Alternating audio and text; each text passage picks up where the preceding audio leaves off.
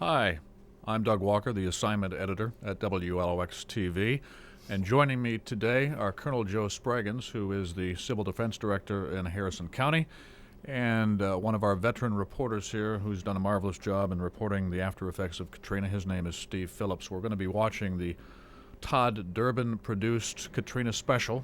Todd did a fantastic job in putting the show together, very emotional, very powerful, and as the special airs, we're going to be talking about it and what we see on the screen and what our feelings were watching the storm come in. Steve, you and I went out the day after the storm, Tuesday morning, into Jackson County and took a look around in Gulf Hills and Gulf Park Estates. Your first thoughts when you saw the incredible devastation? It was just, it was beyond words, Doug, really. And, I had expected it, having already gone down to the beach from DeBees Road, where our studio is here, and saw the devastation on the beach there, the restaurants gone, just the debris in Harrison County. Then we went into Jackson County. Right when you thought you'd seen the worst, suddenly you turn the corner and there's a neighborhood completely gone. For instance, down at Gulf Hills, those couple of streets we were on, just, two streets completely obliterated. Nothing left but slabs, and in some cases the slabs were torn up. So just unbelievable. Couldn't describe it. Joe, you saw the 911 tapes, heard the 911 tapes. I mean, very powerful, very emotional, very frightening. The one that stood out in my mind was the one woman who said, "I know you can't do anything for me, but I just wanted you to know that we may die." Yeah, we had that, Doug. It was a starting anywhere. We did everything we could up till a certain point in the morning, and around about 9 o'clock, I guess, is when it just got to the point it was almost impassable for anybody to go anywhere. And you'd get those calls, and the people calling up and saying, "I'm on the second story now, and the water's coming higher. Now I'm on the roof, and I'm sitting here, and it's me and my daughter, and we're hanging up on top of the roof, and please tell everybody we love them," and those things. I tell you what, it's got to be gut wrenching. I mean, it's got to really tear your heart out as Civil Defense Director in charge of protecting people, not being able to do that because of the weather conditions. And it does, and it's not just myself too. I mean, those firemen and those police officers that were wanting to go so bad to get there and couldn't get there and knew they couldn't, and this is what they've done all their life, is save people's lives, and know they can't get there. It's very gut wrenching. You were on the job for a day, literally a day, when Katrina hit. Talk about a baptism by fire. I mean, my goodness, did you ever imagine the scope of the devastation that you were going to see? No, I didn't. I picked a day of 29. I blame that on Pam Ulrich, who was county administrator, because she picked that day. She wanted me to start before the first of the month. So you've got a scapegoat now. Yeah, and I was looking at sometime in September, and she wanted to start before the first of the month, but it was just an arbitrary date picked out because it was a Monday, and it was the start of a new pay period, and and so they was just looking at that, and I tell you, no, I had no idea. I had a lot of plans for Harrison County and a lot of plans for emergency management of what we were going to do. But obviously, those things have gone to a different angle now, and we're going to look at trying to recover. Well, we'll come back to that a little bit later, because obviously there were some lessons learned. Steve, you and I have been through many hurricane drills over the last 14 years that we have worked together, going back to all the tropical storms and Opal and Aaron in the mid-'90s, and then Isidore and Ivan and Dennis. When did you realize, and you're out there reporting this, you're out there in the elements, when did you realize that this storm was going to be different? I guess really the turning point for me was it actually happened at home. We were preparing to work. The storm came in Monday. We were preparing, going into the weekend, we knew we'd be called in to work this storm. No matter how big it was quite apparent that it was coming close enough to us that we'd all be very busy here at the television station. My wife and daughter had made plans initially we live on Stark Bayou in East Ocean Springs, on a bayou, fairly close to water, although we live at the front of our subdivision. My wife and daughter, who in the past have almost always evacuated to my mother-in-law's in Louisville, Mississippi, 4.5 hours to the north, this time they decided they were going to ride it out with a friend who lives over near Ocean Springs Hospital, in that subdivision behind the hospital, north of Highway 90. And, I was kind of okay with that. I was a little bit nervous, but she'd kind of convinced me that's where they would go. However, when we woke up Sunday morning and saw that it was a Category 5, I think at that point, I said, "No, you guys aren't going to that house. You're going to your mother-in-law's." So they evacuated at that point. I mean, that to me was, kind of the turning point when I knew this was going to be a dangerous storm.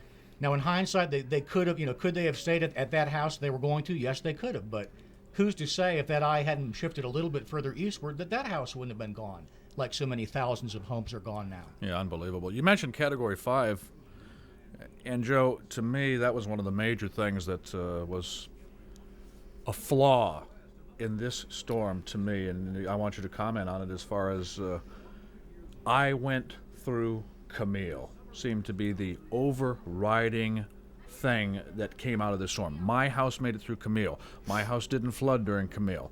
Well, Camille, as it turned out, was no Katrina. Oh, by no means, and that was one of the things we kept trying to explain to people before the storm. It was a situation that Camille, if you look at it, was like about a 5 to 10 mile wide eye. And there you are. You're actually working on the screen right there as you're talking. Well, but it was a storm that went through, and Camille was moving a little faster. Camille was also, even though if you look at a map and you see what happens and you see the storm there, it looks like it's almost identical to Katrina as to what it covers of the Gulf Coast. But the winds, the hurricane force winds and the tidal surge, wasn't the same in Camille. And it was a lot more condensed storm, which had it a lot stronger, even though Camille's winds were a lot higher than Katrina. Well, here's the overriding fact, and these are just a few facts that we know about right now. Camille, 200-mile-an-hour winds, but a 10-mile wide eye, and a peak storm surge of about 24 feet. Katrina, a 40-mile wide eye, peak storm surge of 35 feet, the largest ever recorded in history, and a devastation path that is well over, and I mean devastation, well over 100 miles wide. Have you ever seen anything like that? No, and nobody anticipated anything of that, and that's the whole point. With a 40-mile wide eye, and then you're going to get the storm winds out beside that, you're talking 200 miles that you're going to have hurricane force winds from the outside of the eye. And that was the thing. And then plus the fact of staying 10 to 12 hours.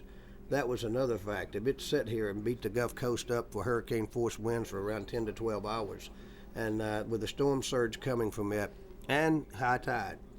I know high tide doesn't mean a whole lot in South Mississippi, maybe 3 feet or something to that effect, but 3 feet's a lot when you're up to your neck and water. Another 3 feet puts you under the water. So well, the funny thing about this, and what a lot of people don't realize, is that you're looking at a storm surge of 35 feet, but the waves on top of that. So you're looking at a wall of water that could be more than 40, 45, 50 feet high with the wave action on top of it, and it's unfathomable. Well, a good thing to look at is go down Highway 90 if you get a chance and look at the trees. Look how tall the pine trees are and look how devastated they are. The pine trees can't stand the salt water. You'll notice that the oak trees, are coming back with little green leaves and all because they can live through it.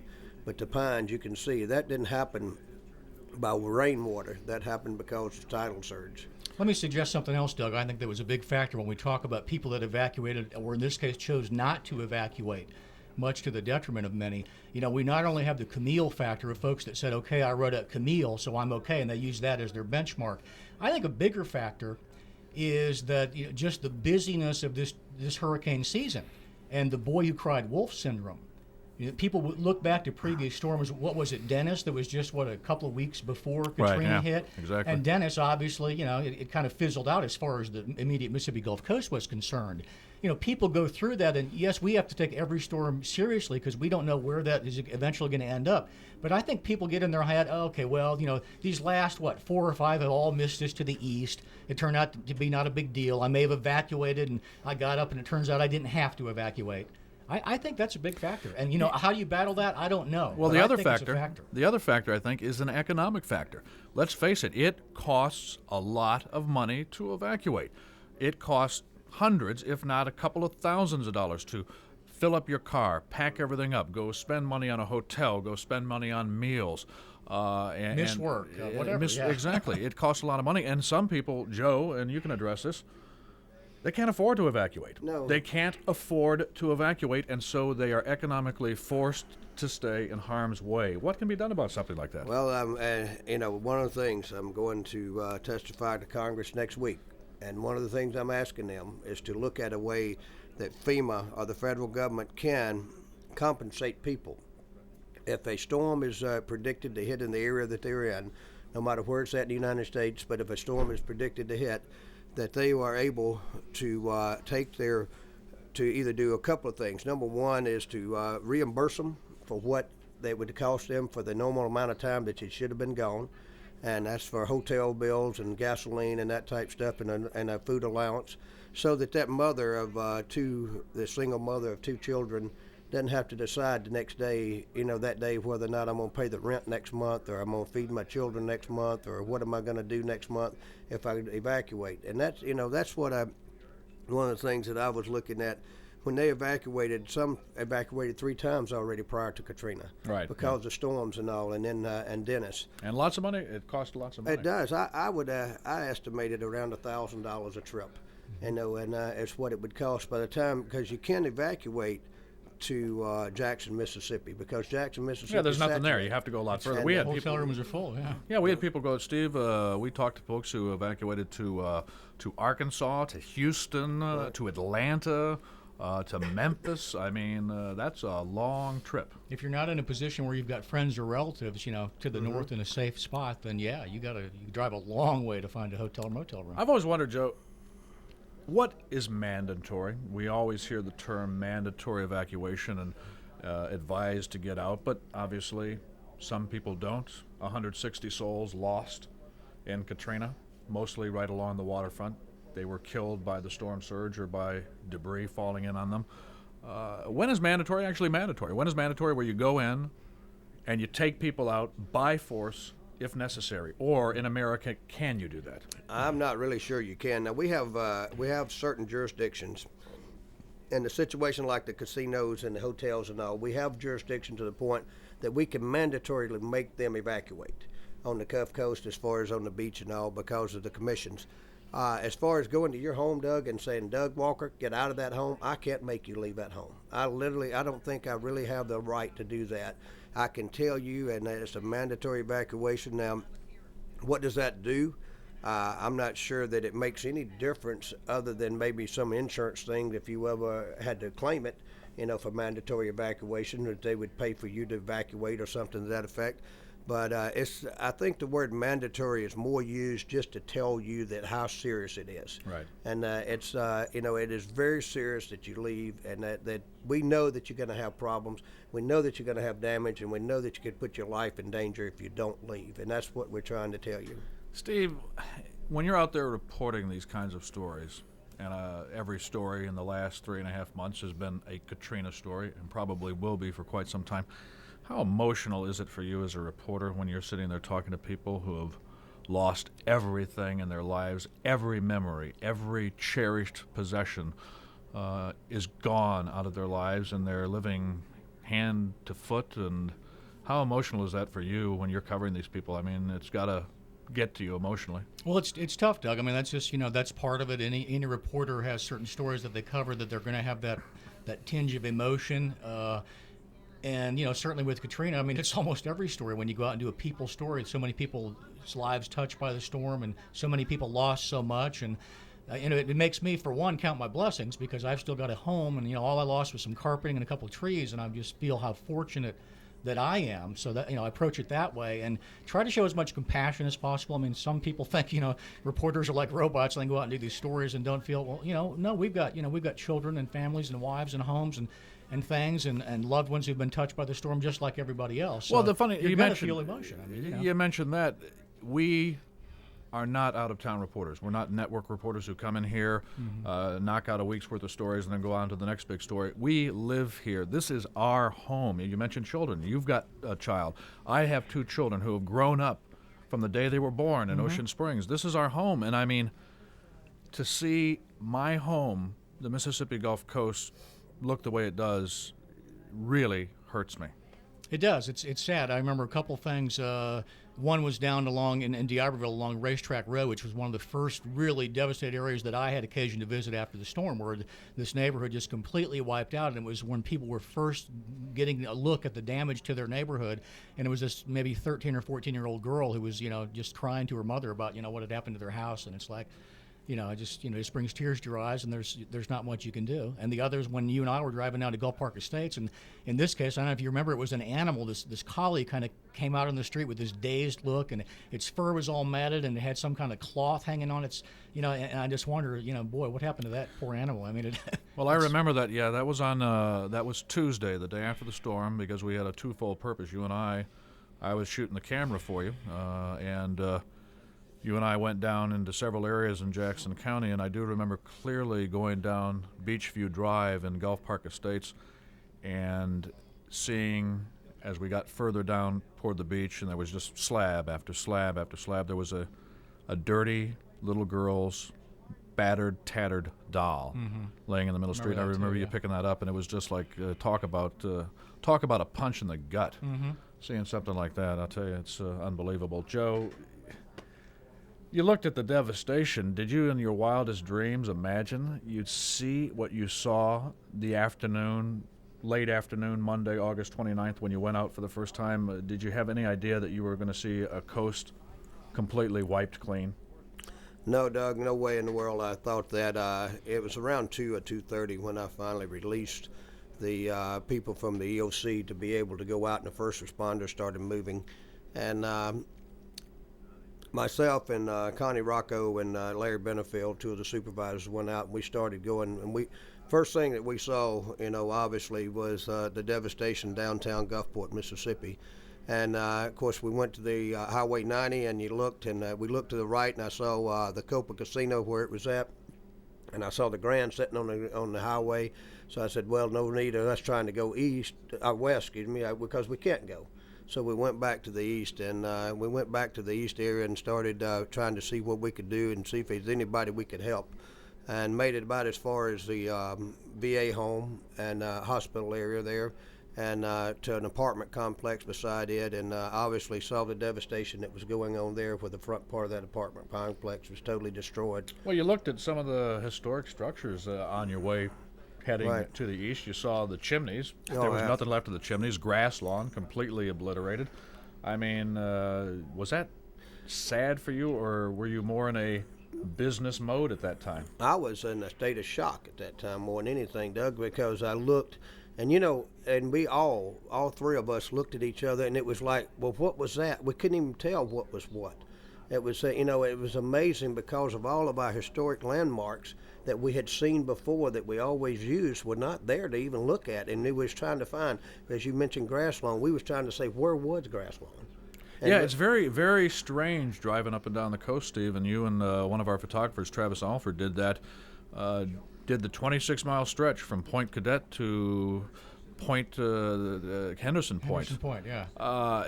It's weird looking at the coast without those landmarks. You don't really know. It's hard to tell where Tea Garden Road is. It's hard to tell where Cowan is, except Cowan's the 4-lane. It's hard to tell where Kelly Street is and all that. Somewhere you might find a remnant of some structure that was there, or a sign, like, I think part of the Outback Steakhouse sign's there, so I know I'm at Tea Garden, but yeah, that's strange. It throws you off.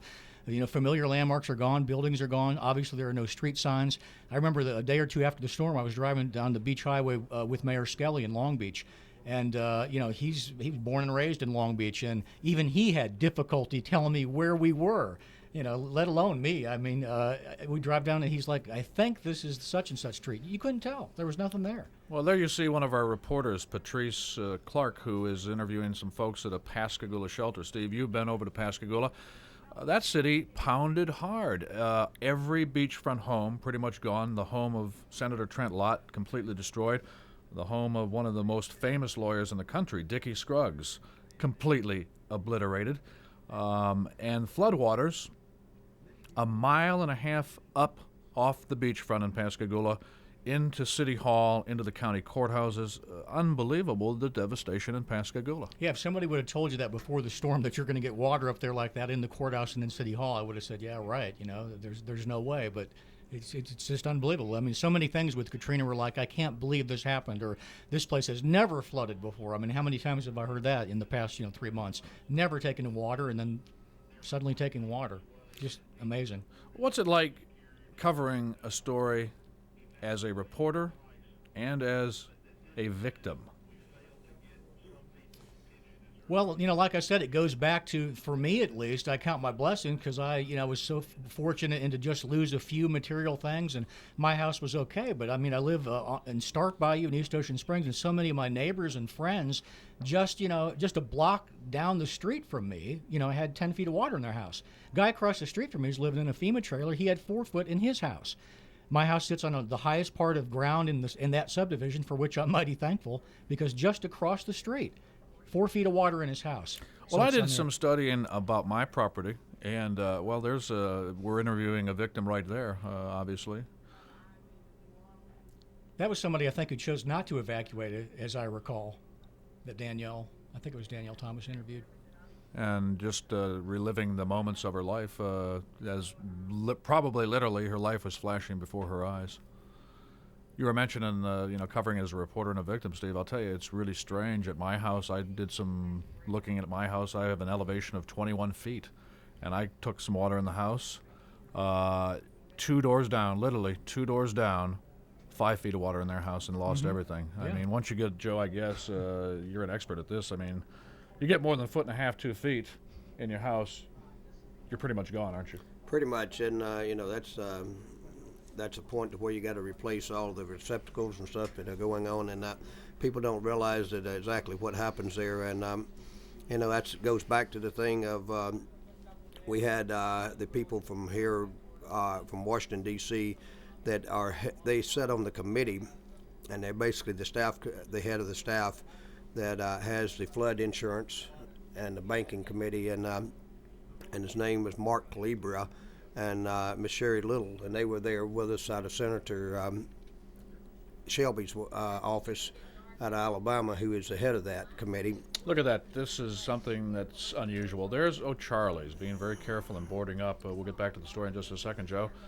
And what's really bizarre about that situation is that when you drive by Edgewater Mall now, O'Charley's is completely gone, down to the slab, but the sign is in perfect shape. And when you drive down the strip in Biloxi, it's very bizarre. All those restaurants, Cuco's and Hooters and the Kentucky Fried Chicken and the Wendy's and the amusement park, they're all obliterated. They're just gone. There's nothing left except for a perfect Waffle House sign without one letter missing. I find that very strange in these times. It had to be the way the sign was facing, and that would have been the only Not way. one single letter gone out of that. There is no Waffle House, but the Waffle House sign looks perfect. Look at the devastation that Jeff Lawson is standing in front of after this storm. There's Joe talking, but the devastation that you saw, Steve, everywhere you went. It was one of those casinos, and that to me gets back to if the images that stay in your mind and talk about the power of the storm is when you go and stand. It doesn't do justice when you see a picture of it on a television screen, but go stand next to one of those casino barges. I had no idea how enormous those things were, and you can't appreciate that until you go stand beside one. And I stood beside one down by Tullis, in fact, the grand barge that landed on Tullis, and those things are enormous and weigh I don't know how much. And to think that Katrina just plopped that thing just like a bathtub toy, threw it across Highway 90, to me is just, I can't comprehend that. Yeah, I'll tell you, it's very strange because I really had no great desire myself to get out of this station. I was positioned here for many, many days after the storm, and doing the logistics of the newsroom and sending out crews and trying to communicate with them. Communication was tough, but after about 2.5 weeks, Dave Elliott and I got in a car and we went down on the beach. And even though I'd seen all this video and all these pictures and heard all these stories from you guys coming back in, seeing it on the beachfront and seeing that President barge a mile away from where it was moored is just unbelievable. I mean, until you see it with your own eyes, it's just freakish how the devastation. Here's the night before the storm came in. There's Tullis over there in the distance that lighted up. I mean, that new schooner pier that was built there. And actually, that pier, some of that still remains. They built that pretty good. Yeah, I was amazed. The pier, most of the boardwalk, almost every single pier on the coast is gone, but that seems to be fairly intact. And that pier around the loop, I-110 in Biloxi, constructed with concrete, seemed to come out okay. So not too bad there. Joe, we were talking about the casinos just a moment ago. You knew, I knew, Steve knew that it was all a lie. And I want you to comment on that, because what happened was they were told, well, we built these things to withstand 150-mile-an-hour winds. We built these things to be hurricane-proof, and we knew it was a lie. Anybody who is a hurricane veteran knew that if you got a 20 or 25-foot storm surge in here, they were history. Did you know that was going to happen? Well, we, to say what was going to happen, I did not ever in my mind dream of them going across Highway 90. Mm-hmm. That is just such a mass of a piece of equipment to move that much. But to think of a storm surge that would move that. Now, always, we're going to sink them. You're going to, sink the barge and let it drop down on the pylons. And you think about that, and you think how many tons and tons and tons are sitting there. But that just tells you what water can do. It doesn't take a whole lot. Water will pick up anything. And look at the trailers and look at the things that it just picks up and moves, and it takes them over the top of the trees and everything else and never even thinks twice about it. Yeah, it's unbelievable. And this is something that, Steve, I believe you were on the beachfront the night of the storm. This was Sunday night, right? Across from Edgewater Mall, and just the very, very beginnings of, of water coming up high and, getting close to the boardwalk and that kind of thing. I mean, just... I can't remember what time that was exactly. It was late evening, I want to say. I'd say probably just from the looks of it, my guess would be about 11 o'clock. Late Sunday night. 11 o'clock Sunday night, maybe something like anyway, that. Anytime you see waves in the sound, I mean, that's just unusual in and of itself. But obviously, 12 hours from when this was taken. Okay, now you're standing down on the beach. You're standing down on the beach, and you're reporting this story, Steve. Now, you did the same with Dennis. You did the same with Ivan. You did the same with Isidore, going back all these years. Did you know, standing out there at 11 o'clock on Sunday night, that this storm was going to be different based on your experiences? Yeah, I think I did. I mean, I really did, based on not only my experience, but just based on the information that Mike Reeder and all the meteorologists had at the time. I mean, I knew that they're not going to miss it by that much, talking about what a huge storm this was at the time. And yeah, you kind of had some sense of foreboding out there, I think. I mean, I really did. I mean, I just... I don't know. You couldn't help but think that this was going to be. Now, did I think it was going to be as devastating as it was? No way. But I knew that it was going to be bad. I just didn't know how bad. All right, Joe. Steve just mentioned the meteorologists, Mike Reeder, Kerry Duncan, Tommy Richards, Rob Knight, our meteorologists here, along with meteorologists from across the country, and the National Hurricane Center. They pretty much nailed this thing. It was at the very beginning of the forecast. I remember they had it going over to Apalachicola, but once they got it straightened out, they had it coming right into us for about 5 days prior. I mean, we had a lot of warning that this storm was going to be big, it was going to be bad, it was going to be nasty, it was coming bearing down right on us. I mean, how does that help from a preparation standpoint? Well, it helps a lot. And, I think about Saturday night, about the 8 o'clock time frame or somewhere in that time frame was when we all made a 100% decision. I'm talking about everybody said, hey, it's coming to South Mississippi area. And there's no question, because that was the thing that they had been projecting the whole time, was it's going to go here and make its turn, and it made its turn around that time. And when it made that turn to the north is when we saw that. And that gave us some indication there, a whole lot better than if it had waited another day before it made its turn. Of course, obviously, it went further to the west of us, and that would, but we were looking at it, and it gave us time to say, hey, it's time to evacuate, it's time to make a move. We did that on Saturday. We started the basically evacuation of the low-lying areas and flood zone A. Steve talked about Steve talked about foreboding just a moment ago, and as you're seeing on the screen now, Steve, you're at Preservation Park, right next to the Grand in Gulfport. Again, this is late Sunday night. I guess about midnight, because I believe you shot Edgewater Mall first. You talked about foreboding. Were you getting more of a foreboding feeling as you're watching this water coming up? As the water continues to rise, and there, that Preservation Oaks Park, which is just to the west of the Grand Gulfport, is completely underwater. I mean, I think I'm standing on the seawall there, and you can see the water right behind me, just coming right up to it, and continuing to rise. And as the night went on, as we got into early morning, the water kept coming up, and there's Brad somewhere down on the beach, and the water is just, I mean, you really appreciate the power of that water when you get down there and you hear just even the smallest of these waves and realize that you're gonna get 10 times that, and just the power of water is just, I mean, it's enormous. I mean, anybody that's been out in the water in any kind of surf anywhere, not here, but let's say on the coast, and you've been out there in the surf, it just takes your body like it's nothing, and you get slammed if you're on one of those, boogie boards or surfboard or whatever. Anybody can tell you about the power of water if you've been out. Well, now there's the 8-foot seawall. This is the 8-foot seawall that stretches throughout Harrison County, and you can see this is late Sunday night. The 8-foot seawall has already been breached on the Highway 90. That's not a good sign, is it, Joe?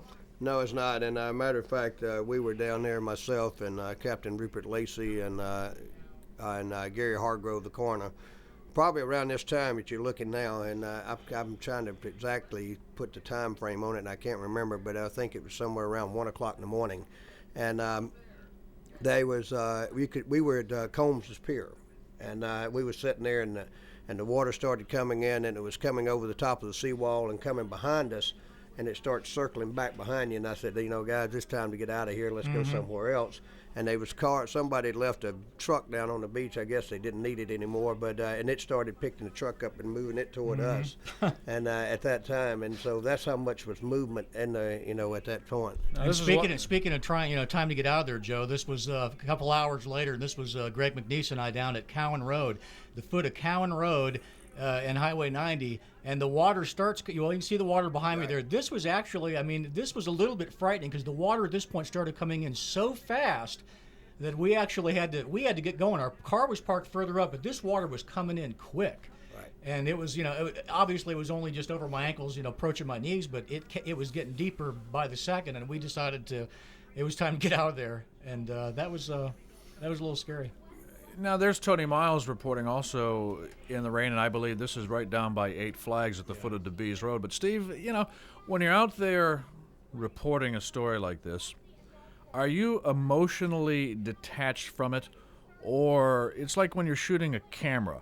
You're looking through the lens, and it doesn't seem like it's real, like you could be in real danger. But then again, in the back of your head, you say, yeah, I could be in danger. But when you're looking through that camera lens, it's like you're in a different world. What's it like for your own personal safety and the safety of the photographer out there? Are you thinking about that, or you? Yeah, no, we're very much thinking about that. Especially when it starts to get dangerous, when the winds start picking up, when you start having trees and lines go down. We're very much aware of that.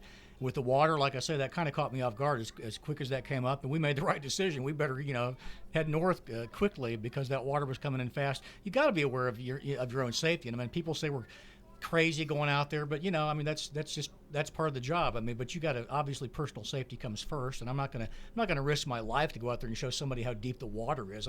That's crazy. That would be foolish. Well, the one thing that we do here too is I preach to every crew that I send out. I preach safety.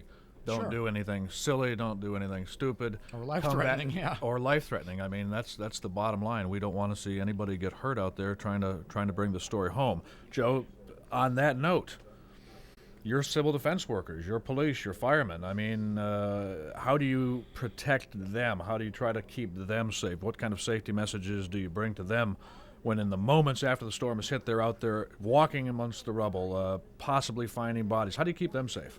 Well, you rely on their experience and their training. You can brief them all day long and tell them anything in the world you want to, but the experience of that officer and the experience of that fireman and what they have learned over the years and their traiing to take care we have of actually really good timing with you today, Joe, because every time you're on, your face is popping up on the screen there. We're doing a live phoner with UID the day before the storm hits. So go ahead with the story about keeping people safe. But we have, the idea is to take their training, and that's the whole point. And our fire chiefs and our police chiefs and our sheriff and fire marshal in the county, they have done a fantastic job taking care of people and doing the training for them to be prepared. And that's one of the things that we have stepped forward in Harrison County, I think, over some other places around the United States. People like Pat Sullivan, who does a fantastic job, of training in Gulfport there.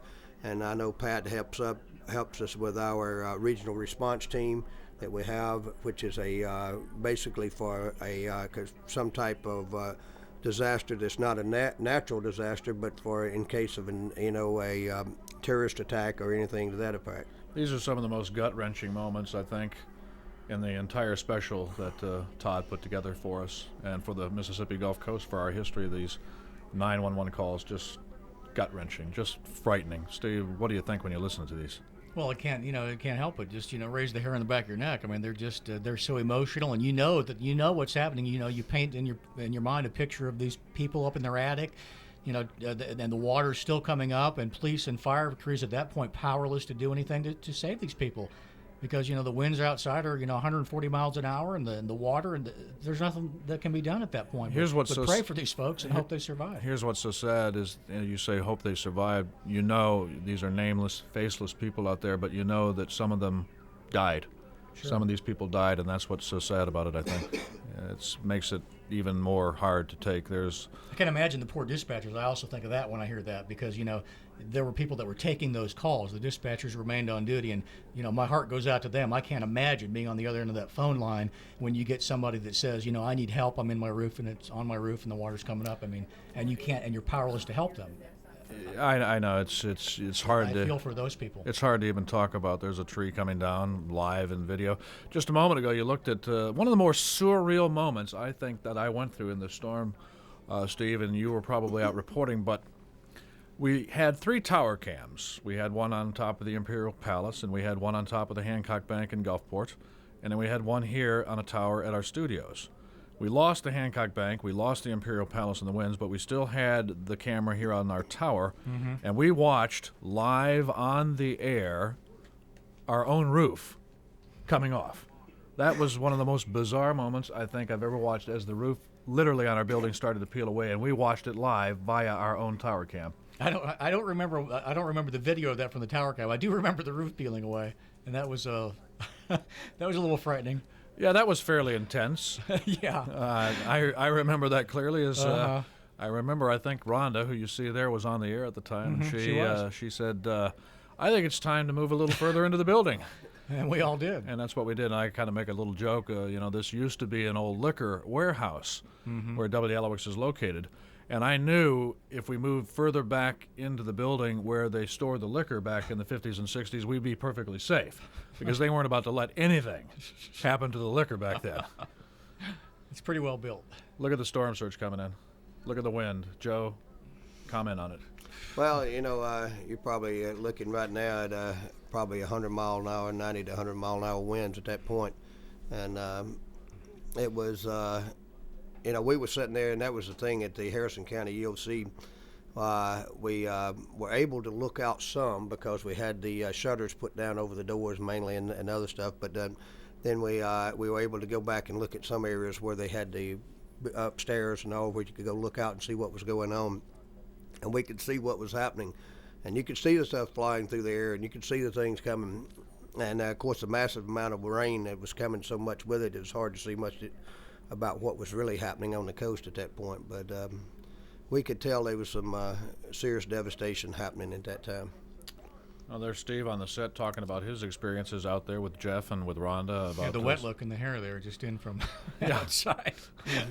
I think I was talking about the... That was like Brill cream from back in the 60s, yeah. Steve. It was like I had just come in from the Cowan Road shot, I think, which we saw earlier with the water coming up so quickly, and was just sharing that experience.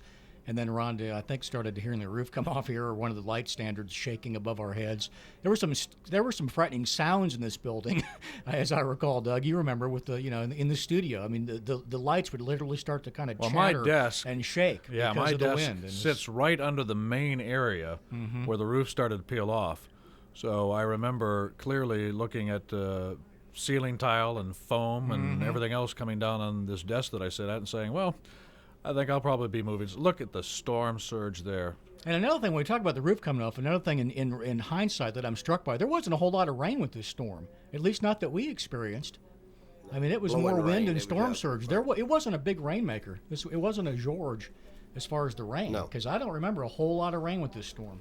This is a woman who filmed her house going underwater, and this is heartbreaking. Look Coming at the window, yeah. Look at the windows right there. Everything in the bedroom is floating. She's up to the sills. She's shooting, and that's how high the water's getting in some neighborhoods. And that's why houses are gutted up and down the entire Mississippi Gulf Coast, because the power of water is nothing to be nothing to mess with. That's for sure. She's in the attic. She's in the that attic. to me is like unbelievable. That's her feet are hanging over the attic ladder there, and you can see where the water is. It's like, my goodness, you're in the attic. I mean, what could you possibly be thinking? I mean, the water's still rising, and you've got to get out of there. You've got to find some way to chop a hole through your roof to get out. Well, you know, we got calls with that, and people were saying that we're in the attic and the water is rising. What do we do now? And what do we do now? And there was people telling them to take something and try to punch a hole in the roof. Do whatever you can. Do whatever you can to take and knock a hole in the roof of it. Again, your timing is impeccable, Joe. There you are again as you're talking. Here is the question I have. You have a building as EOC director to come back to. What do you say to the guys in Hancock County, the Bay St. Louis, Waveland? Everything gone. They have no cars. They have there's the roof I was referring to earlier. This is our tower cam shooting our roof peeling off Right. live The on the yellow, air. That is a very surreal experience. But Joe, get back to the civil defense. You've got a building to operate out of. You still have computers. They have nothing in Hancock County. No cars, no equipment, no building, no money. How do you deal with a situation like that? You know, I have no earthly idea how Brian's doing what he's doing over there. He's obviously doing a fantastic job, and as a civil defense director in emergency management there. But Brian is they're having to the same way that the police departments and the firemen and everybody else. And thank God that America has answered for them and helped them some, because they have brought them some vehicles and brought them some things to operate well, to be able to do some things that they need to do. Obviously, Brian and them are going to have to pick another place to build an EOC, and they need to have one, and maybe up around Stennis, Space Center might be a great place to have that, and so that might be an operational area for them. Here's the most telling moment about Hancock County, if you think about it. The mayor of Waveland, Tommy Longo, more than 3.5 months after the storm hit, is still living at the sewage treatment plant, because that's about the only thing that's left standing. Right. This is a mayor of the city living at the sewage treatment plant. That pretty much says it all, I think, doesn't it? It does, and I can't speak a whole lot for Hancock County, but I can tell you that they definitely took a lot of devastation, and the people there are trying to get back, and I know we're trying to get trailers. FEMA is trying to get them some operational buildings to work out of, the mobile trailers like they do for the city halls and that type. So hopefully they'll take care of them. But that whole the whole peninsula of Bay St. Louis and was underwater, and I flew over it the day after the storm, and it was unreal, and the whole peninsula was underwater. What about from an operational standpoint? Do you have any advice for them as trying to get things back together again without any of the facilities? Not really. I mean, we could anything we can ever do to help them in Harrison County, we'd be more than glad to do. If there's a way that we can, I know Brian and them already have an operational facility that they're working in at this point, and they're working and being able to operate civil defense every day. But to have the luxury that we have in Harrison County to have all of ours operational, by no means they don't have that. As you're looking, this is what we were talking about a little earlier. My timing is impeccable now too. There I am on the screen, but there's Steve standing in front of the back door and checking out the wind. It was incredible. It's pretty frightening, and as you're watching the roof start to peel off, it's fairly intense from a coverage standpoint. Now, I think our tower cam actually blows away here. There's Kerry Duncan, one of our meteorologists, but that was live on the air too, as the screen just went black because we lost the tower cam. There it is, I think, coming up. It may. Watch, there you go. It starts shaking bad. There goes the tower. Boom. Now we got let's get out of there. We got very lucky here at the station, to be honest with you, because when the tower fell, it fell into the parking lot. Fell toward the Bees Road, thank goodness. Now and not back the other way. there's my desk in the background, and as you can see, the things coming in, and we've moved further back into the station now. Created a little makeshift studio just to protect ourselves and keep ourselves safe. And Joe, let me ask you this, and not to sound melodramatic or pat ourselves on the back, but staying on the air, us here at WLOX, how important was that to the people of South Mississippi, to you at Civil Defense? Oh, it was just unreal. We could have not got the information to the people. I realize a lot of people didn't have a television or anything, as far as to watch, but they had some form of, most people had some form of a radio or something, and y'all broadcast, simul-broadcast over the radios, and that was able to get the people the word. And I can't say enough for those ham radio guys. If it hadn't been for them, we could not got anything to y'all because we had no way to communicate with you. And they were working out of our EOC, and then I think out of Hancock County too, and some other places. And we're able to talk back to you. We put Right. people in your office here in your Very operation. important. You're looking at one of the most dramatic moments, I think, of our hurricane coverage, and I believe this was shot by Al Showers in Hancock County. A dramatic rescue of a family whose van is literally going underwater. You can see the storm surge just rushing through the buildings there. But these firemen risk their lives. These fire and police officers risk their own lives and their safety to save this family. You can see just dramatic video.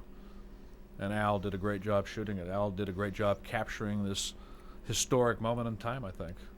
He did. I can't imagine. You can imagine what that poor family's going through, and I'm sure thankful to see their rescuers there, and just look at the water and the wind at that point, and the water's still coming up. I'm sure. That's scary. Joe, you talk to the firemen and you talk to the policemen. What chances are they willing to take? What risks are they willing to take to try to save people? There's no limit to what they'll do. Every fireman that I've ever known and every police officer in this area, they would risk their own life at 100% chance of losing it if they thought they could save somebody else's life. And I mean, that's the quality of people that we have in our first responders, and our ambulance drivers are the same way. The people that work the ambulances and all, and the nurses and the doctors and all, they will bend over backwards too. And you can't say enough for them. I mean, the first responders of Harrison County are amazing, and they've proved that, and by what they have been able to do, and what they have done with since the storm happened, and even prior to the storm getting here, by saving a lot of people just going out and getting them. They went out and saved a lot of people prior to the storm. Steve, you're in the video business. You're a veteran reporter. You tell stories with the help of pictures. How important, it's a twofold question for you that I have, how important was the home video in telling some of the stories? We saw the woman shooting her home flooding a little while ago, and then the woman shooting her feet hanging out of the attic stairs. How important is home video in telling these kinds of stories?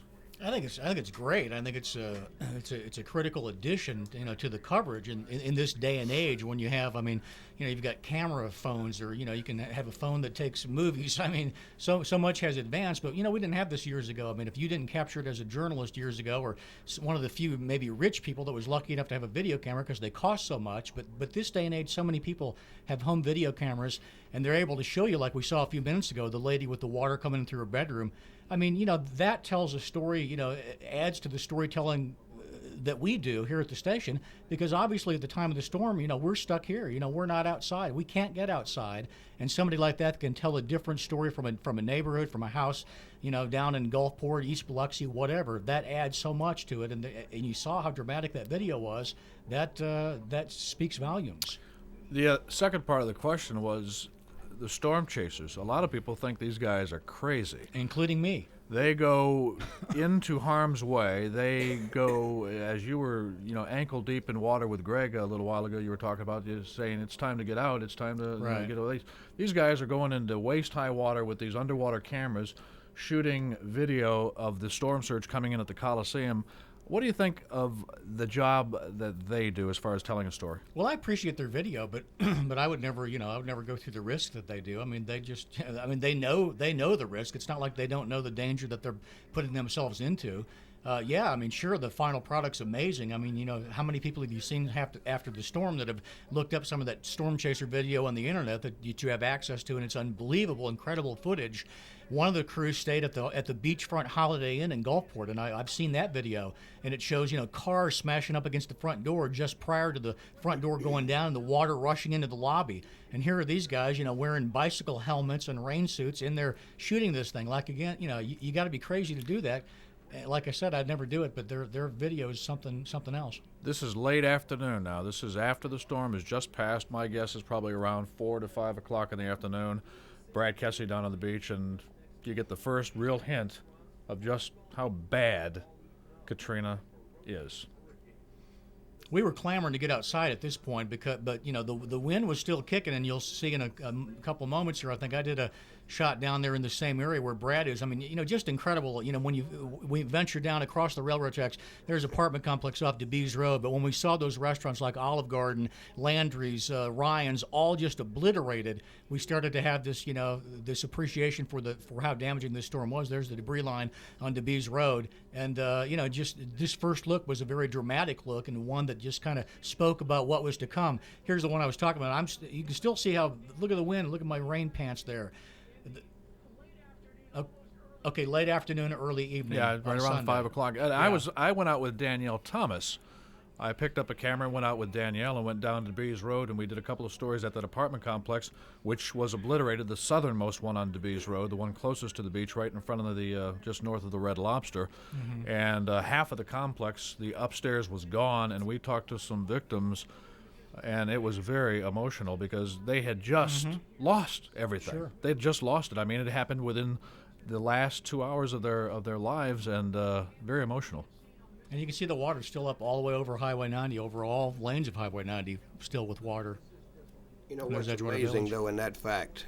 Think about how many hours and hours that the water came in, and then how fast it rushed back out. People ask me a lot of times, how do you describe it? And I tell them it's like filling a sink and then pulling the plug. Mm-hmm. And, that's basically the way it worked. I mean, it was at 11 o'clock, that was underwater. Mm-hmm. At 2:30, the water was mainly gone. Look at that. Look at the Wow. aerial shots of the barge. And again, as Steve alluded to earlier, this is dramatic video. It's great video. But unless you're standing down there next to it, you have no idea how big those barges really are. Hard rock. This is the hard luck story Yeah, of hard the rock. Katrina, is the hard rock.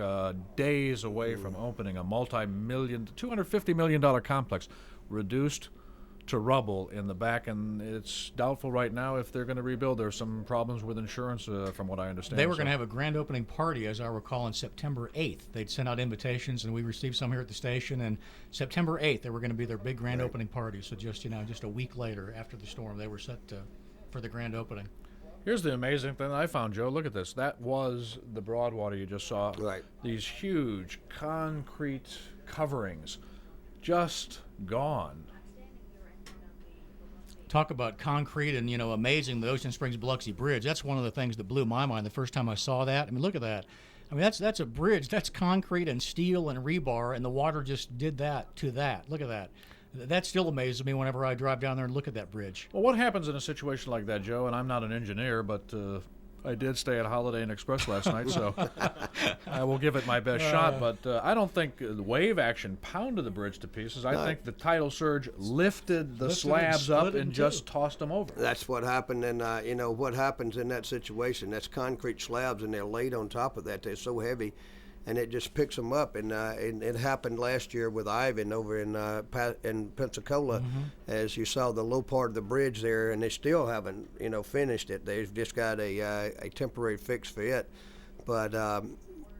That's what happens. It just basically picks it up, comes up under it, and it just picks it up and floats it. So that just tells you the massive power that water has to pick up those concrete slabs and lay them down, just pick them up and let them go. I'll tell you, it also gives you an appreciation for infrastructure because, Steve, you and I are in the same boat. We both live in Ocean Springs. There's one way in Look at that, yeah. and one way out, and that is coming up Washington Avenue, hitting I-10, and coming down Cow and Lorraine. And it's going to be nice to get those bridges back, won't it? Yeah, you really appreciate your bridge. I mean, you don't know how much you miss it until it's gone, and it's gone. So, and there's the Grand, one of the Grand barges that we were driving past on our trip up Howard Avenue.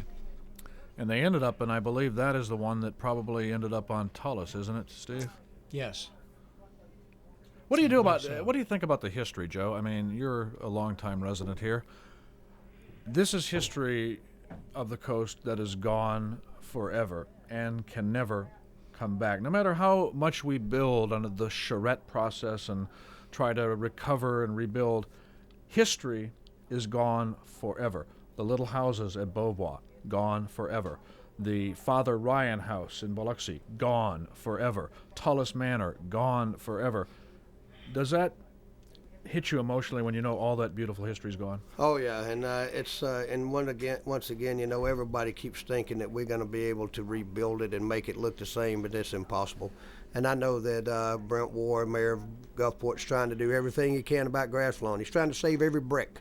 You know, they're trying to do anything they can to make it look back the way it was, and I thank them for that.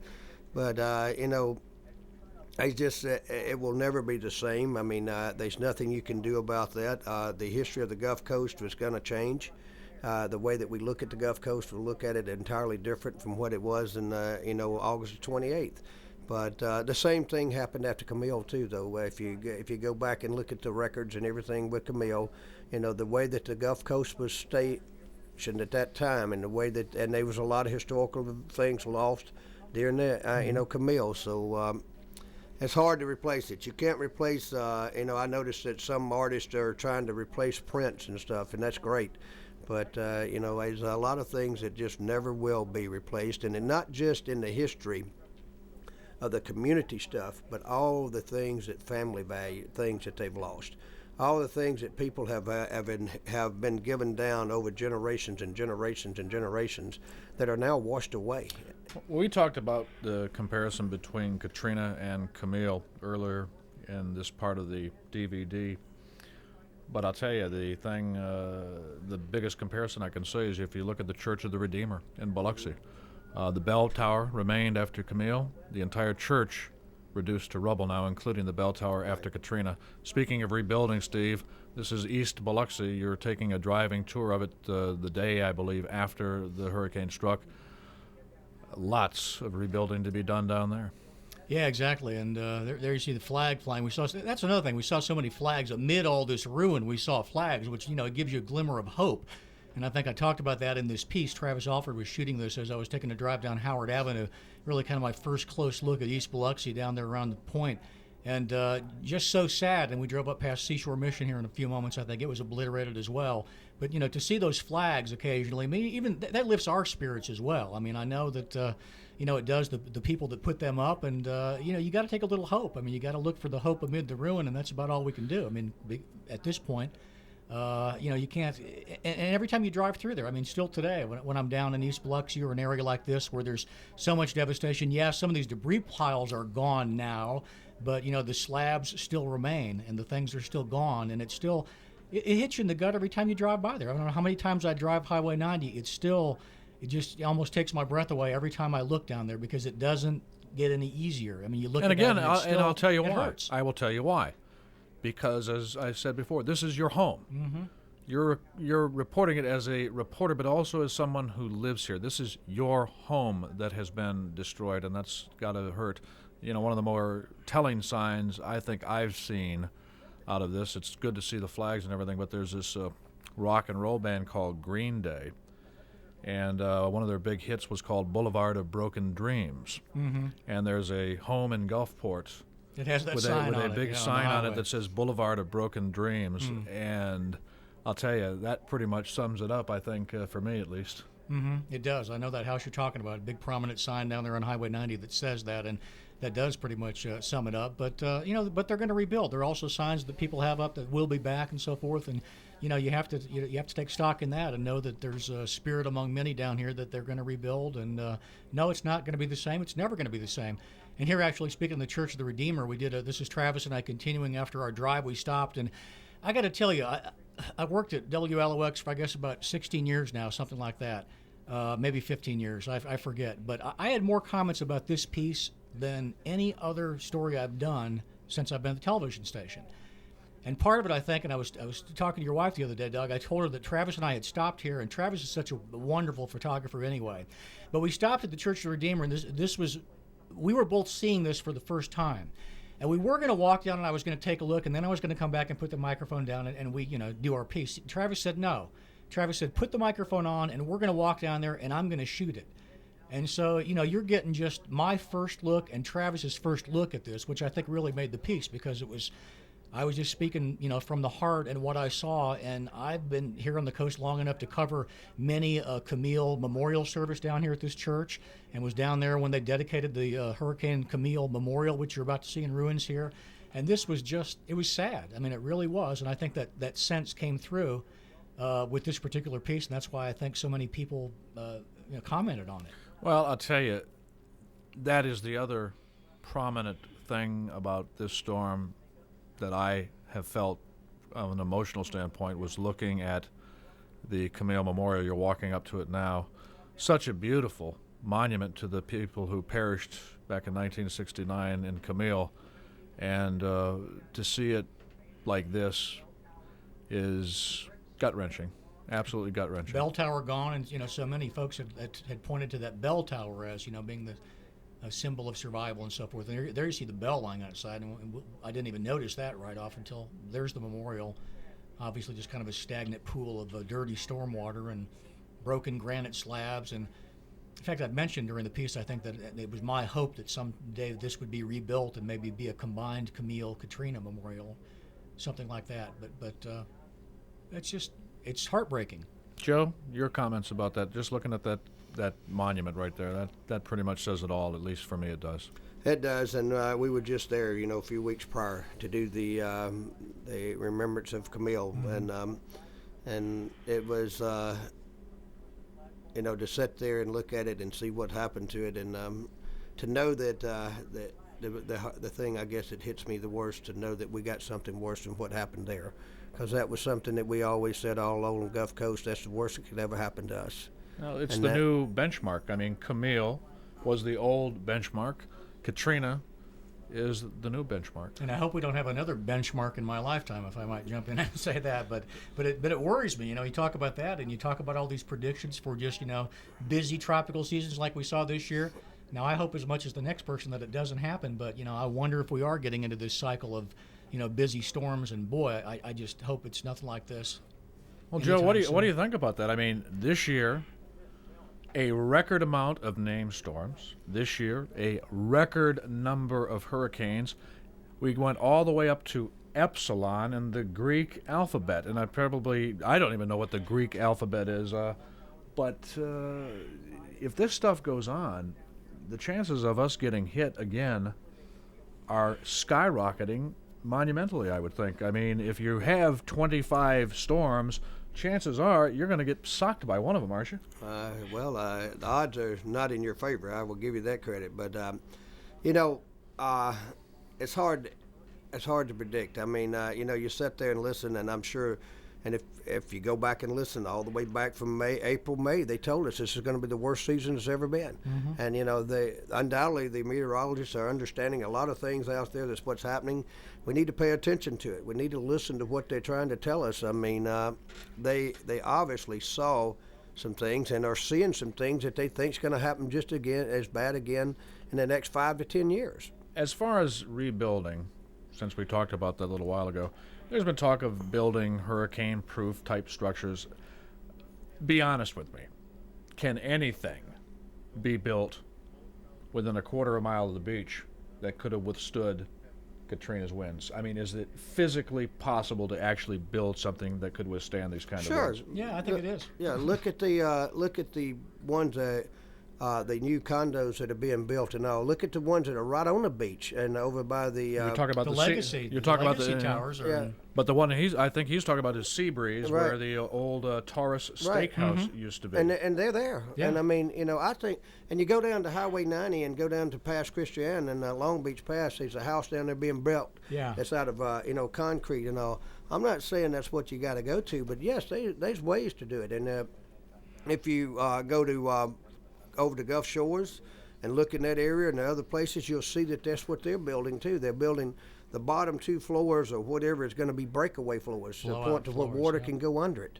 And the winds, they I don't want to give away a secret, but I've talked to a gentleman the other day that has an invention, and he's patented it, and they're going to be able to put stuff over windows to where you can't break the windows. and it's you'll be able to see through them, and you can't break the windows. So now you've teased our viewers with this thing about, well, I'm going to tell you about this great product, but I'm not going to reveal any secrets. Thank you, Joe. I'll forward all my phone calls in the newsroom to you. Well, and I'll forward them to him. Sounds good to me. Yeah, I'm sure he'll appreciate it too. This is something that I shot with Danielle. That was the woman I was referring to at that apartment complex earlier.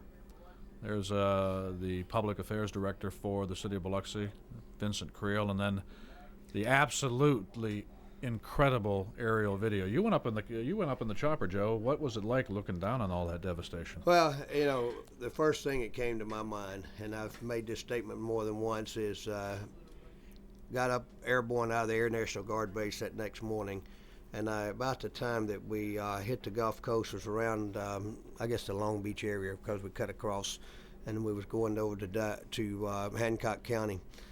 And one of the guys in the chopper said, well, Colonel, what do you think? And I said, it looks like somebody dropped an atomic bomb around Ship Island. Because that's what you could imagine, the devastation of the tidal surge would be after something like that. That's the only thing I could think of. The eerie thing, and we're getting a glimpse of it right there just a moment ago, the eerie thing for me, and Steve, comment on this if you would, but you drive up and down the beach and you drive through these devastated neighborhoods, and on all the trees you see clothes and papers and all these household belongings hanging up in the tree limbs. That to me is so sad. Some of that is, and that's just really, they talk about surreal. I mean, you drive certain sections of the beach. I was there in Long Beach just a couple days ago, and there are things just dangling in the trees, almost like the trees were decorated with this debris. I mean, just every little bits of clothing and Walmart bags and who knows what else, and just pieces of people's lives that have blown out from their houses, and it's very sobering. What about public safety right now, Joe? In the 3.5 months since the storm hit, where do we stand as far as public safety goes? I know one of your more unpopular decisions, you've justified it, but one of the more unpopular decisions was obviously placing the razor wire up north of the railroad tracks. A lot of people didn't like it. A lot of people said it made it look like this was a compound, a prisoner camp. How is public safety now? Public safety is doing fairly well. We, I still stand behind my razor wire, the concertina wire, and for 2 or 3 reasons. Number one is it was the easiest way that we could cordon off the area, to be able to take care of the property south of the railroad track, and that was and just say south of the railroad track. It wasn't necessarily just there, because if you go in the pass in Long Beach, it even moves further, inside there. But it was a situation that with all what was happening out there as far as what was there, the safety was horrible. I mean, there was gas lines, there was jagged pieces of everything everywhere, and obviously we did not know if they were bodies still there or people that were alive and still in there, and was trying to find them. So that was there a lot, and then plus your personal property. We're starting now. Matter of fact, I'm starting to write the contract to be able to pick up some of the concertina wire. So the public safety has, the people have basically cleared enough of the area to be able to do some of it, and we're going to work it, and it's going to be, just section by section. Let me jump in here, and we'll get back to the wire here in just a minute, Joe. But if we had stories, Steve, the 2 stories that I have heard the most requests about since I've been here, and I've worked here for 17 years, were the 2 before and after pieces that our production crews put together on Biloxi and Gulfport. Mm-hmm. I have gotten literally thousands of requests for these pieces. They did a marvelous job, and they are so sad. They are, really, because they just show you, the before and after is just so dramatic. They're down by Brazils, and you see the Oasis, the Grand, and it's just decimated now. Look at the trees. Look at the trees. Those magnificent live oak trees. We had a reunion that was going on at the Oasis that night of the 187th Fighter Wing, a unit I used to fly with, and I went to them that night. I obviously didn't go to the reunion, but went to them that night and told them, said, look, fellas and ladies, y'all got to get out of here. This is not something to play with. This is, go. Get out of here now. Cut your reunion and go. And then Did they heed your advice? They did. Every one of them, most every one of them left that night and went back home to their, to different places. And since then, they have seen the pictures and seen the things that happened, and some of them have come down and helped out. And I tell you, they were just devastated to see what the after of where they had been the night before. The night before, how beautiful it was. Now there you're searching down, you're shooting probably off of Ken Combs Pier in Gulfport, going back to the east, I believe. Yeah. And you can see the before and the after, and it's... Steve, we were talking about the stuff hanging up in the trees. You can see just a little bit of that in that shot there. They did a marvelous job shooting this, but it's so emotionally powerful. It is when you look down there on the beachfront there. Like I said, just part of an Outback sign. That whole shopping center just completely gone. Now we move St. over to Michael's Biloxi. Church down at the Point. Yeah, Got it out. Yeah, got it out. Definitely, they will rebuild though. We're told, and I hope they do. A beautiful church. There's one of the Grands, either that or Casino Magic. Casino This Magic, is very I think. sad Yeah, right here. Look at this, the town that green, beautiful home there in the center of the town green, gone. and that's what's left of it right there. Yeah, gone. The power of water is power that cannot be underestimated. That's the old Holiday Inn, And there's President Barnes Biloxi, atop it now. taking out an entire 4th floor. And there's just some shots along the beach. And the green versus the brown too. I mean, it just ripped all the leaves off and turned all the trees brown, the pine trees. And there's Church of Redeemer. That's Of course, before, we and saw then that earlier there. that's it afterwards. Joe, back to the razor wire. You had mentioned that you let the contract out to have it picked up. Well, we haven't let it yet. We were in the process of writing the contract. Did you read the sound off the other day where they said, let's at least decorate the razor wire with Christmas lights and things? No, I didn't. I didn't see that, but that's okay too. But I wouldn't be the one that wanted to do that because it can be kind of detrimental to your hands. Yeah, But, exactly. Wouldn't it be kind of twinkly, though, having the little lights on the razor wire? It might be, but go ahead if you I want to wouldn't do want it. to be the decorator. That's for sure. I'm with you, Joe. Now, here's Edgewater Mall, or approaching Edgewater Mall and the Sears Auto Center, and that's what's left of that condo unit right there. Much. And then this is the one that Beauvoir. really hurts. This is Beauvoir before. Explain what Beauvoir is. And Beauvoir The historic afterwards. Jefferson Davis home on the beach in Biloxi. Yep. And then that's what's left of the home itself, and some left of the Presidential Museum there. Lighthouse still standing, of course. Now, I've looked at it very carefully, Joe, and I'm sure you have too. Is that lighthouse tilting? It does look at when you look. It has an appearance of that, but I don't know. I have not really talked to any architects or anything about that. Now, there's one of our anchors, Jeff Lawson, who hosted the program, and he did a marvelous job doing this as far as standing in front of just more piles of rubble. And then, of course, Rebecca Powers, what a compelling story she had. Her and her husband came very close to dying in this storm. They saved themselves by jumping into a hot tub that was floating by their house, which was in the process of coming apart. So, an amazing story. Steve, you talked about interviewing victims and how emotional it is for you. Here's more people, more victims of this storm. Does it get any easier, or is it still hard to this day? No, it's still hard because each of these folks has a personal story. And you can't, you don't just interview one family and, okay, that's it. I've had that emotion and I'm through that and it's everything else is just kind of rote. Well, no. Everything is a personal story to somebody. When they're speaking from their heart, you can't help but be touched by their story and saddened by it. You saw in that previous shot a WSFA mic flag. Hundreds of media people from across the country, including all the big ones, the CNNs and the ABCs, NBCs, CBSs, MSNBCs. Joe, what was it like dealing with the national media, and they're obviously clamoring for the big story? Yeah, it was. I guess it's the first time basically having to deal with it in that nature.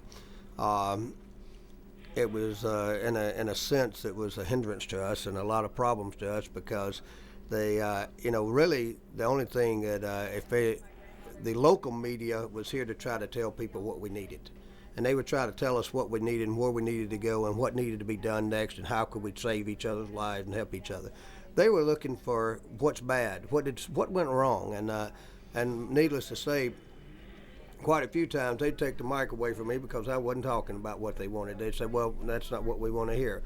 And I'm not trying to down them. I mean, I know they got to do stories, but, you know, tell the truth. And that's, I wish they would have told the truth on that. And Well, Steve, that's the defining moment when it comes to media coverage of the locals versus the out-of-towners, because, as I've said at least twice during this presentation, we live here, and we're telling our neighbors and our friends and our acquaintances how to survive as opposed to just telling a story, right?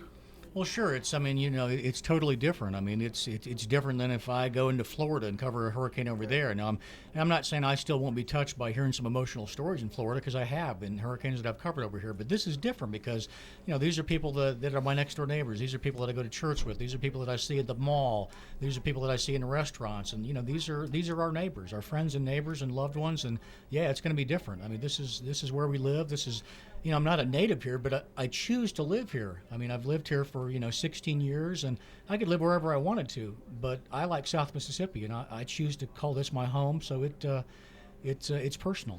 Joe, dealing with the media, what is it like as far as, and you've heard the complaint, Steve, you've heard the complaint, I've heard the complaint, the hurricane hit New Orleans. Just New Orleans. Do you feel that the South Mississippi Gulf Coast got shorted out by the dramatic, there's no doubt it was dramatic, events that happened in New Orleans? I personally think that it ought to have been separated as two different facts. And I have told this to the congressional staffers, and I've told it to the GAO office and all, that I think that it ought to be two different, entirely different programs. It ought to be the Hurricane Katrina and the floods of New Orleans, because I believe it should have basically been worked in two different angles. If you saw the video or the commentary that they did on National Geographic several weeks ago, but it's showing at 11 o'clock in the morning downtown New Orleans, and there was people standing in the streets and they were taking videos of them. I wouldn't want to have been standing in any street in South Mississippi at 11 o'clock in the morning, because that's just the difference in where the storm was. And so that I believe is caused some problem. I believe that because of the way it is, that, you know, it's hard for us to be able to get the money. It's not so much attention, it's the money that we need to be able to go forward and say, hey, we need X amount of dollars to help rebuild Mississippi under Katrina. If they were two different events, it might be a little bit easier for New Orleans to be able to rebuild and for South Mississippi and South Alabama to be able to rebuild. There's been some debate about New Orleans. Should it be rebuilt? I mean, remember the old butter ad? We're all old enough here to remember that. It's not nice to fool with Mother Nature. And isn't that what we're doing in New Orleans, a city that's literally underwater anyway and is protected by levees? If Katrina hit once, Katrina can hit again. I mean, is it wise to try to rebuild a huge city like that? Well, you know, it's with the expertise that we have in America today, and with our architects and our engineers, we can design some way to be able to do that. And we can design a system that can basically be proof of something to a point to where it doesn't have that problem. And the problem is, are we willing to put the money forward to do it? That's what's going to have to be the question. Is America willing to put the money forward to rebuild? And the second part of that question is, we just mentioned New Orleans, but there was a Washington think tank affiliated with, I believe, the University of Virginia that went before Congress about a month and a half ago and literally suggested that cities like St. Louis and Waveland should not be rebuilt at all because they will simply be destroyed again sometime in the future. How do you subscribe to that? Well, I don't, as far as agreeing with them. I think that that everybody there's a way to rebuild and there's a way to take care of it. Obviously, the Bay St. Louis and Waveland's going to have to be rebuilt in a different structure than they were built before. Well, maybe New Orleans is going to have to be built in a different structure too than they were before. And but the point is that Bay St. Louis and Waveland is devastated to the point that there's no structure standing hardly. New Orleans is mainly just a slow rising flood that came in and flooded the water, and then people have to go and deal with remodeling the inside of their homes and out. And, you know, it's not so much the problem of the whole home being gone. So That's going to be a problem with the flood insurance. The flood insurance committee is going to have to do that, and they're going to have to work that. They're going to have to work at what they're going to do as far as Louisiana. If they're going to allow them to have those homes in the flood zone, and being below a flood zone, obviously when you're below sea level, what are they going to do? What are they going to, what's the insurance going to cost? And it's obviously going to be higher than it is if you build above it. Joe mentioned flood insurance, Steve, and I think you'll agree with me here. That is the issue that's coming out of Katrina, is the people who did not have flood insurance, whose homes flooded here. You've talked to a lot of those folks in your reporting. What's your thoughts on that? Where do you think that might end up going? I don't know. I really don't know, Doug, where it's going to end up going. But clearly, there were thousands of folks who did not have flood insurance who were told by their agents that they didn't need it. I mean, they weren't in an area that was, that was prone to flood, that would flood. And Katrina changed all that. Katrina came in and proved, well, your maps and your predictions aren't always accurate.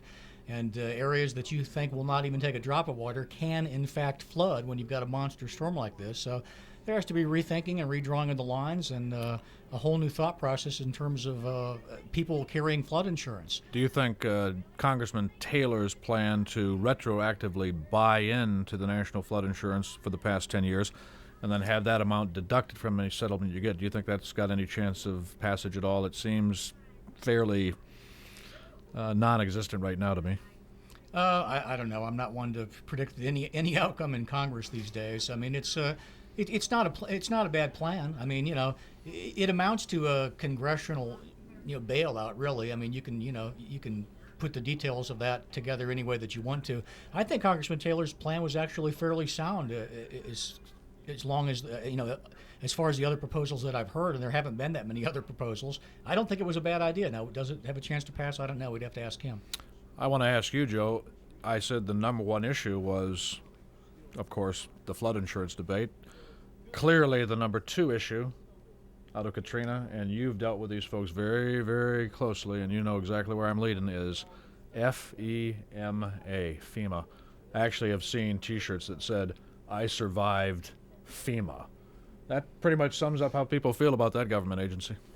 Well, and we're not one in Harrison County. We don't throw hatchets at people, and we don't. Oh, come on, Joe! Throw a few hatchets here. And, make this fun. No, it's and the point is that FEMA. Everybody asked the question: was FEMA overwhelmed? Yes. Was MEMA overwhelmed? Yes. Was Harrison County overwhelmed? Yes. So WLOX overwhelmed? Yes. Yeah, and we were all overwhelmed with what happened because none of us had ever dreamed or planned the way that we had it. That's just like we never planned a 9/11. We never planned what we would do there, and we were overwhelmed then in New York City. We're overwhelmed with what happened here, and FEMA was too. Now, I'm not going to sit here and try to say whether or not they did the best they could have possibly done. I'm sure they didn't. I'm sure there's a lot of things that could have been done different, just like everything I did.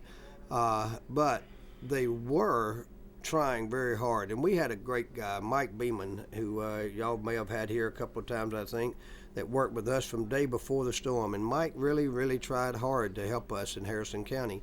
Well, you're not going to toss a hatchet, but I've got a reputation for doing that, and so I will. And Steve, you can comment on this. Michael Brown, the FEMA director. You're doing a great job, Brownie. That was President Bush's words to him in New Orleans. A week later, he was fired. He's still making several thousands of dollars every month as a consultant.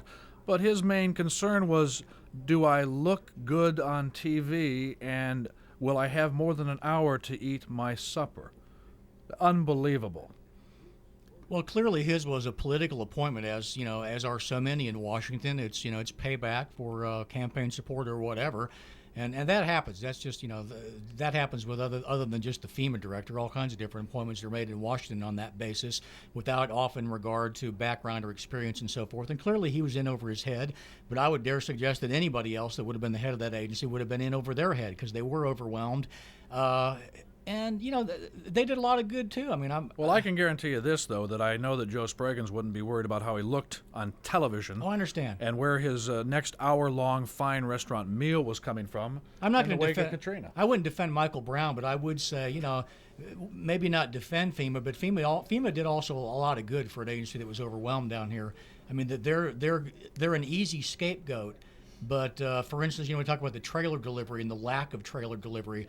The contract was awarded to Bechtel, and when you find out from Congressman Taylor that they were awarded the contract going to be paid on a monthly basis rather than per unit, well, sure they're going to go out slow. I mean, it doesn't take a rocket science to figure that out. That if it's a monthly contract, yeah, they're going to drag it out for as long as they can so they get more money. And Steve, there's been a change in that. Oh, good. I'm glad to hear that. And they are paid by the unit.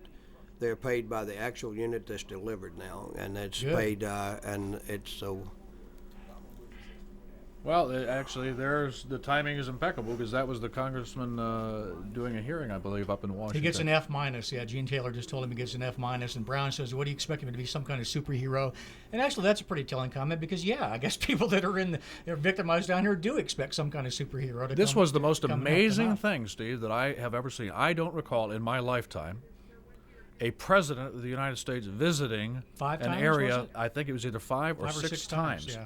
Unbelievable that President Bush came down here, personally visited the southern Mississippi Gulf Coast 5 times. That was nice. That was impressive. I mean, what does that mean? I don't know.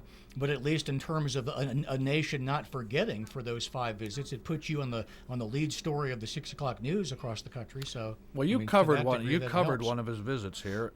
What was he like? Did he seem like he really cared, or was this just another presidential photo op? No, I mean, I'm not going to second guess the man. I mean, I think he's a compassionate person, and how can you help but be touched by, school kids are going back into school in less than desirable conditions where their school's been damaged or so forth. I think he and his wife, and I visited him when they were at DeLisle Elementary School. I believe they were clearly touched. And how can you help but not be touched? Vice President Cheney covered him, and Brad did as well, down on 2nd Street in Gulfport. And when he sees this firsthand, I mean, we've made the comment before that television doesn't do it justice. Until you come down and walk the streets and look and see those casinos on the streets and see the homes obliterated, you can't really appreciate it. And him, to his credit, saw it more than once. Joe, you met the president, I believe, and the vice president. What was your impression of their visits and your impression of their thoughts and how they felt emotionally about this issue? Well, they were definitely, concerned about what was going on in South Mississippi, and I think that the fact that they took the time out of their schedules to be able to come here as many times as they did was telling us something that they were trying to show in the best way that they could, that they cared, not just lip sync. By them coming, and when Congress, and then also don't forget all the senators and congressmen that came down too, because there was numerous of them that they brought down through Congressman Taylor's office or through Senator Lott's office or Senator Cochran's office, that they brought people here to see what was really going on. And I think every one of them, by seeing the firsthand, as Steve said, seeing it on the ground, stepped out, looked at it, saw what happened, knew what was going on. Now, when they go back and they're sitting there and they're talking about it in the walls of Congress, and they're sitting there thinking about what's happening, it's not all New Orleans anymore. They see what's happened. They see the devastation. It's not all New Orleans. They know what happened here. And so hopefully that's what's going to help us with Governor Barber and his smart move, that I think was tremendously a smart move to go in and ask for money in stages. I think that just shows the quality of the person that we have as a governor. As opposed to one big lump sum. Right, and to go up and say, hey, give me this, shows his expertise of what he's done before in government too. And you just saw the governor there with the president, and there's Mayor Holloway of Biloxi Right. with the president, Thad Cochran, one of our senators behind him. Steve, a few moments ago we got a shot of the blue roofs. If you were to fly over South Mississippi right now, you would think that every person in South Mississippi has a swimming pool. Yeah, with the blue. But they're not. They are blue roofs. Big swimming We have Yeah. thousands and thousands of blue roofs. I guess that's one of the most telling signs of a hurricane, are the blue roofs, isn't it? It really is. I mean, you can't drive a neighborhood around South Mississippi without finding a number of blue roofs. And back to the people not forgetting us and so forth. Another credit I think goes out to national media. And I think you'd agree, Doug. Robin Roberts is not going to let the national media forget about South Mississippi. native of Pass Christian. She's done wonderful things there to get some help coming here, to get some attention there. And it's good to have someone of Robin's caliber in that position that, she's going to be a bug in their ear. Oh, yeah, in and you're terms of talking about ABC News and making sure that we're not. And you're talking about a morning show, Good Morning America, that reaches tens of millions of people every day, the second highest rated morning show, just behind, I believe, NBC. And it's amazing the power of television, the power of the media, especially on a national level, to bring in literally thousands and thousands and thousands of dollars in help. And Robin, of course, living in Pass Christian, has been a tremendous asset for us as well. There's the famous, there's Joe's razor wire. Let's pull out the Christmas decorations. The funny thing, a little while ago, we were looking at the video and we saw the FEMA trailer delivery. AJ Jardina, who was doing sports for us, is still doing sports for us, but has put into a new role as a reporter. Has been a FEMA bulldog. What do you think about AJ's transformation into going after those FEMA trailers, Steve? I think he certainly has a zeal for that, doesn't he? He's doing a good job. He really is doing a good job. He's a number of good stories have come out with AJ, and I think Rodney's his cameraman primarily, but he's doing a good job in news. I think so too, and we're going to start getting back, and I'm starting to really despise this word, gentlemen, but normalcy. I'm just about sick of the word normalcy, but we're going to be starting to get back into doing sports here very soon. USM just a couple of days ago announced that they're going to be playing at the New Orleans Bowl this year in Lafayette because of damage in New Orleans. They'll be playing in Lafayette, Louisiana, so we'll be traveling over there and covering that. So things are starting to turn around here at the station. Joe, what about at Civil Defense? Is it getting back to normal there? Well, we call it our new normal. And that's the other term I don't like, Joe. The new normal. Well, it's got to be a new normal because we can't go back. You can't go back to normal. We're getting there. We're staging down. We're not operating 24 hours a day now unless something happens with severe weather, and obviously we're set up to do that if we need to. But we're trying. Excuse me. We're trying to get back to the point to where we're now planning for the future. We're planning right now. Bobby Weaver, which Bobby and Rupert Lacey head up two of the big departments for us, and Bobby doing operation and Rupert's doing the logistics, are setting up, trying to plan our shelters for next year, and we're trying to get those to where we'll have a little bit better plan than what we've ever had before. And we're also trying to plan our evacuation routes a little bit different because obviously we're not going to have Highway 90, and we're not, to be able to operate off of for its evacuation. So those things we are getting there, and we're not 24/7. That's an interesting point you just brought up, because obviously the two bridges, Bay St. Louis and the Biloxi Ocean Springs Bridge, will not be built by next year's hurricane season. How the heck are you going to get all these people off the coast if we're threatened again? Well, it's one of the things that it goes back to that point of what we talked about it, and it's going to cost more money and more time. And, people are going to have to take an extra day or more to get out of here and to be able to leave, because we're not going to have the routes to the east and west that we had before. And that's going to make a lot of difference in how we move things. We're going to have to rewrite some of our plans, that even though we had put together a good evacuation routes, which I think worked great during this time, because we didn't have the congestion that they had out of New Orleans and out of Houston and all, but obviously we don't have the people either. But we didn't have the congestion they had out of Gulf Shores last year. Right. Now, you're looking at some of the devastation again from an aerial standpoint, and some of the historic structures, as I mentioned to you earlier, Tullis Manor, and of course the Father Ryan House. Steve, one of the big issues, another big issue that is coming out of this, is the rebuilding, the charrette process, the new urbanists coming into the Gulf Coast and giving their thoughts as to how the coast should be redesigned and rebuilt. You've covered several of these charrette stories. What do you think of the process, and do you think it's feasible? I think it's a good idea to bring in all these planners and thinkers and get some outside perspective to give kind of a new look. I mean, what better time to take a new look at how you're going to build things than when everything's gone? I mean, you're not going to have a cleaner slate than this to do that.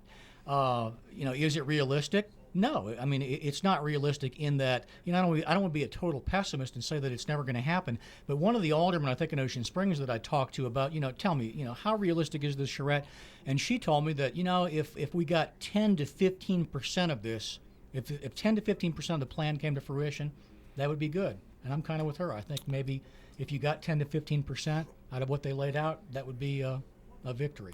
Joe, what do you think about the charrette process, or is this just a way to, and I take us back to 1979 and Hurricane Frederick striking Gulf Shores and Orange Beach in Alabama, wiping the slate clean, and now you see what it has become. It is nothing but condo after condo after condo after condo. Is that a danger here now that the slate has been wiped clean? Well, I don't think it's as much of a danger here as it is because we've seen what happened there, and I think that our leaders in the community on the Gulf Coast have the vision that that's not what they want. They don't want to see that happen there. They don't want to see the Gulf Coast lose its beauty of having the Gulf Coast. You want to be able to drive down Highway 90 and be able to see the Gulf Coast. You don't want to have to see a building and then have to be a part of it to be able to go to the Gulf Coast. So I believe that that's what's going to change. And I think if you look at the charrette part of it, nothing is taken away from our beach side. It's all going to the north side of the beach and everything. I think it's the way that they're building it. And I know there's some things on this beach, but nothing compared to what is in Gulf Shores or in that area. So I believe that that the charrette will work. I think it's a great idea. I think it's a good vision for people to have, and I think we can possibly build off of that. And now as to whether they'll come out 100%, surely not, but it may change the look of the Gulf Coast a little bit to the point that we do keep our old Gulf Coast being able to see the beach. Steve mentioned an alderman in Ocean Springs saying if 10% got done, we'd be lucky. If you had to put a percentage on the charrette process coming true, give me a percent. What do you think might be realistic? 10%. I don't know. It's hard to say. And that could be a good figure, but I would just say, just looking at the Gulf Coast and the amount of devastation on the coast part of it, as far as down Highway 90, I think that you're going to see a lot more than that. Some things, Doug, that when you look at that process, though, I mean, some things they look great on paper and they're a great idea, but they're just not realistic. And case in point is Highway 90. Highway 90, they all envision this beautiful, just a beachfront drive where you can kind of leisurely drive down and enjoy the view of the water and some of the homes and things. The reality of the situation is, we'd all love to see, Highway 90 just a beachfront, 40-mile-an-hour drive. The reality is it's a vital transportation link for east-west traffic and people going to work, and it handles a volume that it's not going to be a little scenic tourism. But what if they highway? It won't happen. What if they moved the tracks, though? And there seems to be an indication that is a real possibility now, and they create another east-west corridor on the railroad track right away. Do you think it would then you might have more of a possibility of that happening? But some of them want to create more of a trolley thing, as I understand it, along the track. So I don't know. What do you hear? What do you hear about the tracks, Joe? Well, I think the road will be built. I honestly, God, believe they'll build that road. I believe they'll build the road, and they may have the trolley in between it. It may be 2 lanes like downtown New Orleans type deal. But I think that's going to happen. The problem I think that we've got to understand in South Mississippi is this is not going to happen in 2007. Right. 2007, we will have the Gulf Coast back to a point to where we have Highway 90 and we're able to see some things and do some things. But to rebuild that railroad and move it north and to build a road there, we're talking 2015 plus by the time that we get things done. And it's going to take that much time. It takes, as a rule of thumb, 10 years to build a road. Well, gentlemen, we are running out of time. It's been a pleasure working with you both and talking about some of the things that we've seen and done in the days post-Katrina. I do want to give a special thanks to our producer of this program, Todd Durbin. He and his staff did a marvelous job in putting together this emotionally powerful piece that lasted 2 hours, and is also in charge of putting together the bonus material on the DVD. This is part of that bonus material that you're seeing here. There's an American flag that Steve alluded to earlier, just a true symbol of where we stand in these days post-Katrina. Steve Phillips, again, thank you for joining us, a reporter here. And Colonel Joe Spraggins, who is the Civil Defense Director in Harrison County. We appreciate you being here as well. Thank you for watching this part of the DVD, and we'll leave you with that beautiful shot of the flag and a Katrina victim. Thanks again for joining us on this.